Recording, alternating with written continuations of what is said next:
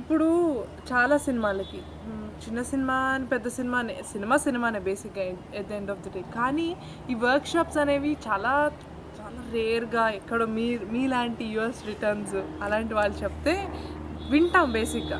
ఎందుకంటే ఇక్కడ జరగడం చాలా తక్కువ. ప్రీ ప్రొడక్షన్ అనేది జరుగుతుంది కానీ వర్క్ షాప్స్ ఓన్లీ ఆర్టిస్ట్ కోసం, మెయిన్ ప్రైమరీ యాక్టర్స్ కోసం. has a lot to do with budgets, has a lot to do with availability of actors. ఇప్పుడు when you're doing a big film, మనం ఒక 5 పెద్ద actors ఒకే ఫ్రేమ్లో ఉన్నారని రాసుకున్నాం, వింటానికి బాగుంది, ప్రొడ్యూసర్గా మనం పే చెక్ కూడా ఇవ్వడానికి సిద్ధంగా ఉన్నాం.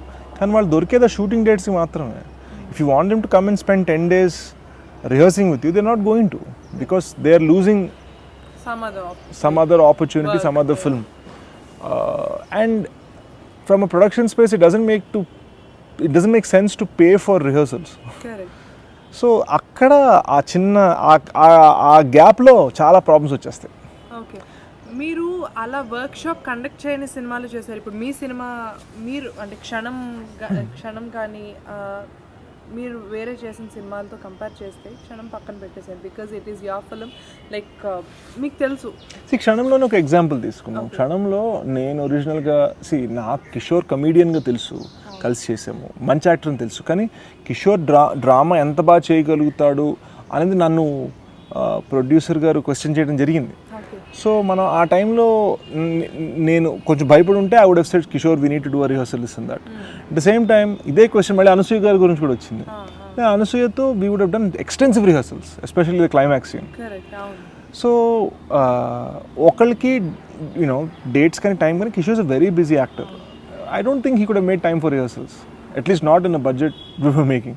At the same time, Anasuya spent the time because it is we started before So Good. It was supposed to be a debut actually. Exactly. So debut idi adana oka prep oka idi ichcham annamata. రెండు work out అయ్యాయి ఒకే సినిమాలో, as you can see. So చాలాసార్లు ఏంటంటే ఈ accomplished actors ఏవైతే ఉంటారో అంత రిహర్సల్ వాళ్ళకి అవసరం ఉండదు. ఇక్కడ ఏమైందంటే ఒక్క 2 days అయినా అందరం కలిసి కూర్చుందాము అని ముందు నుంచి పట్టుబట్టుకుని కూర్చున్నారు సార్. ఓకే, సో అది జరిగింది చివరికి. అండ్ ఇప్పుడు ఈ సినిమాలో మీరు ఉన్నారు, శ్రీని ఉన్నారు. ఇప్పుడు నేనే బెటర్ సినిమాలో అబ్సల్యూట్లీ. మీరు అడగబోతున్న ప్రశ్న అదే అని నాకు తెలుసు. సో అదే నేను ఏం అడుగుతున్నాను, మల్టీ స్టారర్స్ గురించి దాని గురించి అడుగుతుంటే నేనే better. Obviously, like what is your take on that? Because ఇప్పుడు అంతా మారింది అండ్ ఇప్పుడు ఈ సినిమాతో మీ ఇద్దరు కూడా మళ్ళీ వస్తున్నారు.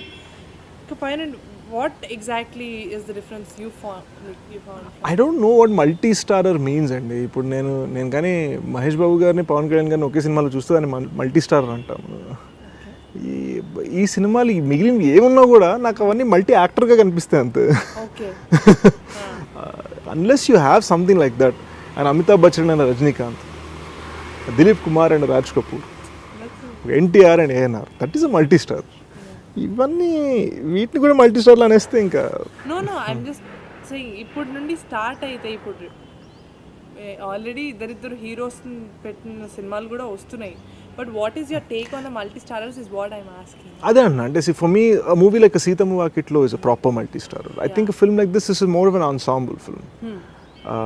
మీకు అమెరికన్ సినిమాలో కూడా క్రాష్ అనే సినిమాని మల్టీ స్టార్ అనరు, ఎందుకంటే సో మెనీ రెస్పెక్టెడ్ యాక్టర్స్ ఉన్నారు. కానీ టామ్ క్రూజ్ ఉన్నాడు ఆ సినిమాలో.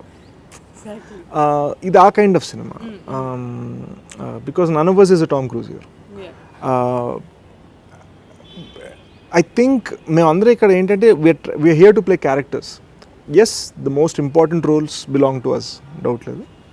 we're trying our best అంతే. అలానే ఇప్పటి రోజుల్లో డిజిటల్ మీడియా చాలా ఎక్కువైన తర్వాత there are so many new talent coming up. Web series అని చెప్పి, లేదంటే కొన్ని షార్ట్ ఫిల్మ్స్ వాడెవర్. ఇప్పుడు వెబ్ సిరీస్ అనేది ఇప్పుడు కొంచెం ట్రెండ్లో ఉంది కాబట్టి వాళ్ళంతటా అంటే కొత్త టాలెంట్ వస్తున్నప్పుడు what is your take on the digital media and then like they are helping out and then సినిమాలోకి రావాలి అనుకునే వాళ్ళు? సో ఐ థింక్ ఏమవుతుందంటే చాలామంది especially small film makers, small budget film makers a ఒపీనియన్లో ఉన్నారంటే web series is replacing small budget film అనే ఫీలింగ్లో ఉన్నారు. I don't think film is a budget.